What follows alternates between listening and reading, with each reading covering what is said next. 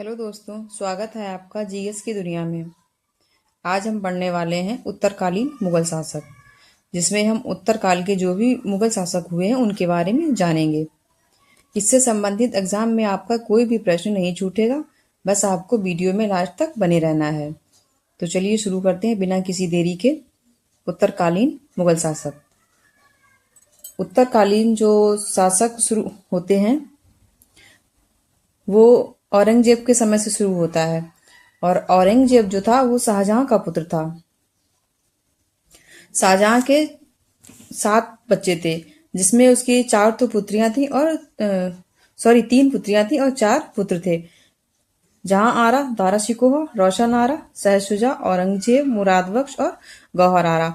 इसमें जो औरंगजेब होता है वही आगे शासन करता है, और जो बच्चे होते हैं वो शासन नहीं करते हैं। तो औरंगजेब जो होता है उसके द्वारा उसके भी 4 पुत्र होते हैं, जिसमें मुअज्जम, जिसको बहादुर शाह प्रथम की उपाधि दी जाती है, और दूसरा मोहम्मद आजम, तीसरा अकबर द्वितीय और मोहम्मद कामबख्श।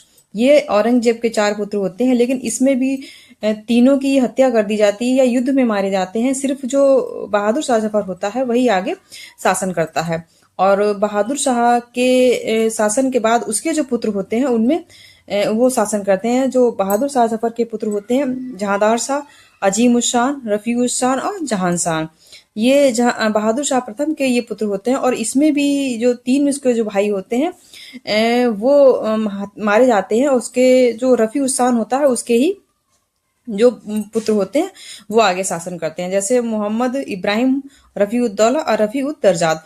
इनका हालांकि जो समय काल होता है रफी उद्दौला और रफी उद दर्जात का, इनका समय जो होता है शासनकाल का वो बहुत ही कम समय होता है, महीने या 2 महीने का ही होता है, लेकिन ये लोग शासन करते हैं।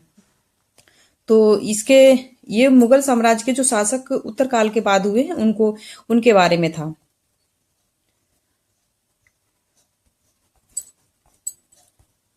और उत्तरवर्ती मुगल राजवंश में औरंगजेब की जो मृत्यु होती है वो 3 मार्च 1707 ईस्वी में होती है, अहमदपुर में होती है। औरंगजेब की मृत्यु के बाद उसके पुत्रों में उत्तराधिकारी के युद्ध के लिए युद्ध हुआ। औरंगजेब के जो 5 पुत्र थे उनमें ही उत्तराधिकारी के लिए या कह सकते हैं कि गद्दी के लिए उनमें आपस में ही युद्ध हुआ था। और उसमें मोहम्मद मुअज्जम ने मोहम्मद आजम को जाजू के युद्ध में 1807 ईस्वी में इसकी हत्या कर दी थी। तो मोहम्मद मुअज्जम जो था उसने मोहम्मद आजम की हत्या जाजू के युद्ध में कर दी थी। और जाजू का जो युद्ध हुआ था वो 18 जून 1707 ईस्वी में हुआ था। और 13 जून 1709 को बहादुर शाह या मोहम्मद मुअज्जम और कामबख्श के मध्य युद्ध हुआ था, और इस युद्ध में कामबख्श की भी मृत्यु हो जाती है। तो इनका जो भी मुगल उत्तराधिकारी थे उनमें आपस में ही शासन के लिए, गद्दी के लिए युद्ध होता रहा, और वो एक दूसरे की हत्याएं करते रहे। तो मोहम्मद मुअज्जम ने कामबख्श को भी 1709 में मार दिया था। और उत्तराधिकारी के युद्ध में बहादुर शाह या मोहम्मद मुअज्जम की विजयी होती है। तो पहले शासन शुरू होता है बहादुर शाह प्रथम का। इसका जो समय होता है वो 1707 से लेकर 1712 ईस्वी तक होता है, और इसको शाह आलम प्रथम की भी इसने उपाधि धारण की थी बहादुर शाह प्रथम ने। मोहम्मद मुअज्जम ने शाह आलम की उपाधि धारण की और उत्तर में स्थित शाहदौला के पुल पर मई 1707 में बहादुर शाह प्रथम के नाम से सम्राट घोषित हुआ था। इसका नाम तो मोहम्मद मुअज्जम था, लेकिन बहादुर शाह के नाम से इसने शासन किया था। मराठों के प्रति उसकी नीति अस्थिर रही। उसने दक्कन के सरदेशमुखी दे दी, मगर जो चौथ का अधिकार था वो उनको मराठों को नहीं दिया। और साहू के जो राजा थे मराठा, उनको भी उन्होंने विधिवत राजा नहीं माना था बहादुर शाह प्रथम ने। बहादुर शाह प्रथम ने गोविंद सिंह के साथ एक संधि कर बड़ा मनसब देकर विद्रोही के साथ मेल मिलाप करने का प्रयास किया, परंतु गुरु गोविंद सिंह की मृत्यु के बाद बंदा बहादुर के नेतृत्व में सिखों ने पंजाब पर झंडा बुलंद किया था। गुरु गोविंद जो सिखों के गुरु थे उनको इनसे तो इन्होंने मेल मिलाप किया, लेकिन जो इनको अपने साथ मिला नहीं पाए थे। गोविंद सिंह के जो शिष्य थे बंदा बहादुर, गोविंद सिंह की मृत्यु के बाद उन्होंने झंडा बुलंद किया था, यहाँ पंजाब में अपना अधिकार स्थापित किया था बंदा बहादुर ने।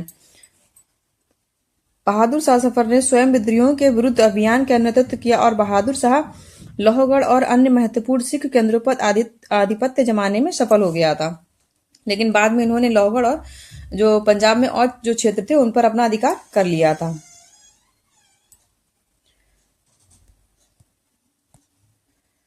और आगे है, बहादुर शाह के शासनकाल के दौरान प्रशासन की स्थिति और बिगड़ गई और बहादुर शाह द्वारा अंधाधुंध जागीरें देने तथा पदोन्नति के फलस्वरूप राज्य की वित्तीय स्थिति दयनीय हो गई थी।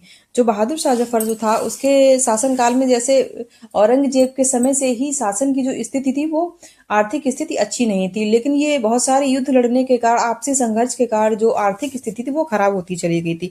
और यही कारण था कि बहादुर शाह जफर के शासनकाल में भी ये स्थिति और ज्यादा दयनीय हो गई थी। लोहगढ़ का किला गुरु गोविंद सिंह ने अंबाला के उत्तर पूर्व में हिमालय की तराई में बनवाया था। ये जो आपको दिख रहा है इमेज में, ये लोहगढ़ का किला ही है और ये गुरु गोविंद सिंह के द्वारा बनवाया गया था अंबाला में। तो ये आपको याद रखना है कि लोहगढ़ का किला जो है वो अंबाला में है। आगे है, 1712 ईस्वी में बहादुर शाह की मृत्यु के कारण साम्राज्य को एक बार फिर गृह युद्ध का सामना करना पड़ा। जो बहादुर शाह प्रथम था उसकी मृत्यु 1712 ईस्वी में हो जाती है और इसके आपसी झगड़े के कारण इनके भाइयों में ही गद्दी को लेकर जो संघर्ष चलता रहा, उसी के कारण इसका जो शव था वो 10 सप्ताह बाद दिल्ली में दफनाया गया था बहादुर शाह का। और बहादुर शाह को साहेब बेगफर भी कहा जाता था, इसको साहेब बेगफर की उपाधि दी गई थी। और आगे बहादुर शाह जो था उसके भी 4 पुत्र थे, जहान शाह, रफी उस्सान, अजीम उस्सान और जहान शाह। इसके बाद जो शासन होता है वो इसके पुत्रों के द्वारा इसका शासन शुरू होता है, जहांदार शाह के द्वारा शासन शुरू होता है। तो इसका जो समय होता है वो 1712 से लेकर 1713 ईस्वी तक होता है। जहांदार शाह के समय में जजिया कर समाप्त कर दिया गया था। जो जहांदार शाह था, प्रथम बहादुर शाह प्रथम का पुत्र था, इसके समय में जजिया कर समाप्त कर दिया गया था, क्योंकि जजिया कर तो मुगल काल से पहले से ही चला आ रहा था, उसको इसने समाप्त कर दिया था। और जहांदार शाह ने बंदा बहादुर और सिखों के प्रति दमन की पुरानी नीति जारी रखी थी और इसने भी जो सिखों के प्रति जो मुगलों की जो नीतियां रही हैं उसी नीति को इसने भी अपनाया था। जहांदार शाह लाल कुंवर नामक वेश्या से प्रेम करता था, उसने उसके रिश्तेदारों को उच्च पद पर नियुक्त किया था। और जो जहांदार शाह था वो एक लाल कुंवर नामक वेश्या से प्रेम करता था और इसी के कारण इसकी जो दरबार में उसके रिश्तेदारों को इसने उच्च पदों पर बिठा के रखा था।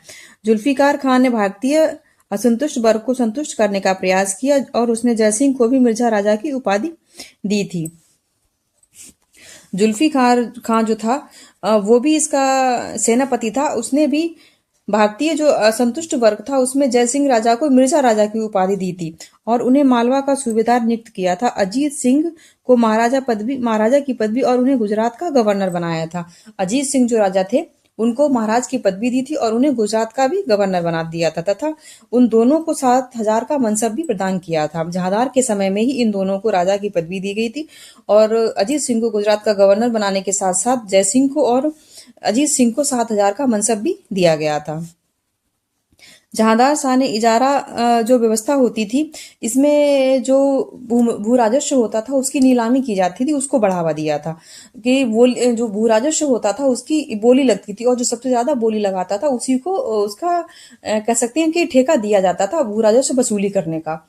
तो ये इजारा व्यवस्था होती थी। इस इजारा व्यवस्था में भू राजस्व की नीलामी की जाती थी जिससे किसानों का उत्पीड़न बढ़ रहा था और जो किसानों का राजा के प्रति था विद्रोह भी बढ़ रहा था। जहांदार शाह तैमूरी वंश का प्रथम अयोग्य शासन था और इसे लंपट मूर्ख भी कहा जाता था जहांदार शाह को, क्योंकि इसका जो राज्य के प्रति और प्रजा के प्रति इसकी रुचि कम थी। ये संगीत नाटक और वेश्याओं के प्रति इसकी रुचि होने के कारण इसको लंपट मूर्ख कहा जाता था और इसके शासनकाल में इसीलिए इसकी जो आर्थिक स्थिति थी वो धीरे धीरे खत्म होने लगी थी। इसके शासनकाल में प्रशासन जुल्फिकार खान के हाथों में था जो वजीर बन गया था और जुल्फिकार जो इसका वजीर था उसी के हाथों में इसके शासन की बागडोर थी, क्योंकि ये अधिकतर समय जो अपना था वो वेश्याओं के प्रति और संगीत में अपना वो व्यतीत करता था। इसके बाद आते हैं सैयद बंधु। सैयद बंधु जो थे वो किंग मेकर कहे जाते थे, राजा बनाने वाले कहे जाते थे। इन्होंने बहुत जो राजा हुए हैं उनको राजा बनाने में इनका बहुत योगदान रहा है। उसमें सैयद बंधु में एक थे अब्दुल्ला खान और दूसरे थे हुसैन अली खान। ये दोनों भाई थे, अब्दुल्ला खान और हुसैन अली खान। ये सैयद बंधु के नाम से ही जाने जाते थे। सैयद बंधु राजा बनाने वाले के नाम से विख्यात थे, किंग मेकर इनको कहा जाता था। इन्होंने 1713 में फर्रुखसियर की ओर से उत्तराधिकारी का युद्ध में भाग लेकर उसे विजयी बनाया था। तो सबसे पहले तो इन्होंने फर्रुखसियर को राजा बनाया था 1713 ईस्वी में, और फर्रुखसियर ने सैयद हसन अली और अब्दुल्ला खां को अपना वजीर बनाया था। क्योंकि जो फर्रुखसियर का जो युद्ध हुआ था उसमें सैयद बंधुओं ने इसकी सहायता की थी, और ये जब जीत जाता है तो उसके बाद इन दोनों को वजीर बना देता है, और अब्दुल्ला खान को बहादुर यमीन उद्दौला की उपाधि भी प्रदान करता है। जो अब्दुल्ला खान होते हैं बड़े भाई, उनको यामीन उद दौला की उपाधि भी देता है, और छोटे भाई अली खान को मीर बख्शी नियुक्त कर अमीर उर उमरा बहादुर फिरोज जंग की उपाधि प्रदान करता है। तो इनको वजीर बनाने के साथ साथ ये उनको अमीर उल उमरा और बहादुर फिरोज। और सैयद बंधुओं ने 1719 में फर्रुखसियर के समय पेशवा वाल्याजी विश्वनाथ से दिल्ली की संधि की थी। तो जो सैयद बंधु थे फर्रुखसियर के समय, इनका शासन में तो योगदान था ही। हालांकि राजा तो फर्रुखसियर ही था, लेकिन वो इनको सैयद बंधु के हाथों में उसकी कमान थी। और सैयद बंधुओं ने ही 1719 में बालाजी विश्वनाथ से दिल्ली की संधि करी थी। सैयद बंधुओं ने फर्रुखसियर की हत्या करवा दी और उसके बाद में रफी उद्दौला और रफी उद्दौला को गद्दी पर बैठाया था। और सैयद बंदियों ने अपने फायदे के लिए फिर फर्रुखसियर को भी मरवा देते हैं, उसके बाद में रफीउद्दौला को गद्दी पर बैठाते हैं। सैयद बंधुओं ने धार्मिक सहिष्णुता की नीति अपनाई और उन्होंने फर्रुखसियर के राजगद्दी पर बैठते ही जजिया कर को समाप्त कर दिया था। और इन्होंने फर्रुखसियर के समय भी जजिया कर को समाप्त कर दिया था। सैयद बंधुओं ने रोशन अख्तर को सिंहासन पर बैठाया और मोहम्मद शाह की उपाधि धारण करवाई थी। इसके बाद में फर्रुखसियर के बाद आते हैं रोशन अख्तर, और रोशन अख्तर जो मोहम्मद शाह की उपाधि धारण करके शासन पर गद्दी पर बैठता है।